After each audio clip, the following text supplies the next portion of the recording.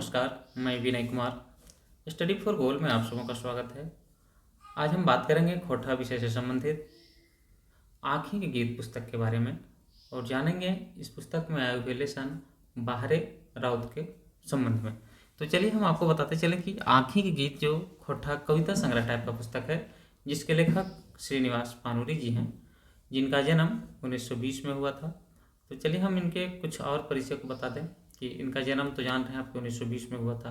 7 अक्टूबर 1986 में इनका देहांत हो गया था, जबकि इनका जन्म बरवाडा धनबाद में हुआ है और इनके माता जी का नाम दुखनी देवी और पिता शालिग्राम पानुरी है। इनके द्वारा रचित कुछ रचना है, जिसमें से बाल किरण, दीव ज्योति, तितकी, रामकथामृत, चापी काठी और उद्भाषणकरण है। बात करेंगे इस पुस्तक के प्रकाशन का, तो 2000 और 2019 में इसका प्रकाशन हुआ है।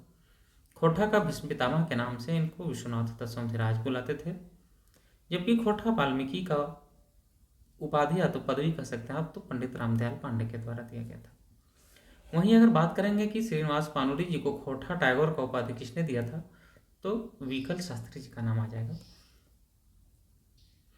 आपको बताते चले कि हम लोग को सीजीएल में जो है टोटल 4 कविता पुस्तक को पढ़ना है, जिसमें दामोदरी कोल्हन जो शिवनाथ प्रमाणिक के द्वारा लिखा गया है, आँखें के गीत श्रीनिवास पानुरी के द्वारा, और खोटा काठे पैटे खंती जो ए.के. झा के द्वारा लिखा गया है, और एक मणिफूल संतोष कुमार महतो के द्वारा लिखा गया है। तो चलिए आप और सारी चीज़ों को देखने के लिए स्टडी फॉर गोल ऐप पर विजिट करें, स्टडी फॉर गोल ऐप को इंस्टॉल करें और आगे बढ़ते रहें। तो दोस्तों हम देखेंगे बाहरे रौद जो कविता आया हुआ है आँखें की पुस्तक में, इस पर हम लोग अभी चर्चा कर रहे हैं। बाहरे रौद, तो आपको बताते चलें कि बाहरे रौद जो है एक गर्मी महीना यानी धूप के महीना का वर्णन किया गया है इसमें, और किस तरह से होता है देखिए। फिर बोलता है बाहरे रोद भीतरे रोद, रौदे रोद सूधे रोद, रोदे झरे के धनी लरे लरे मोद।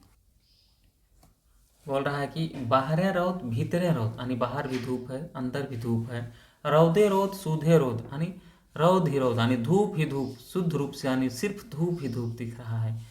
रोदे झरे गे धनी लारे लारे मोद, क्या बोलता है, रौद से धूप से क्या हो रहा है, तपिश से हमेशा पसीना आ रहा है, वही बोल रहा है। फिर बोलता है आज ई नियर मासे घासे न शिशिर हासे, बोलता है अभी का महीना आज का जो समय है इस तरह से धूप है। वही बोलता है आज ही निरन मास है, इस एकदम धूप वाले मास में घासें न शिशिर हासे, घास पर भी जो ओस का बूंद गिरता है वो भी नहीं दिख रहा है, सूख जा रहा है। हासे गे धनी गाले लागल लोध, बोलता है हंसी आ रहा है, हंस रहा है, क्या सारा चीज़ जो है धूप से व्याकुल होकर।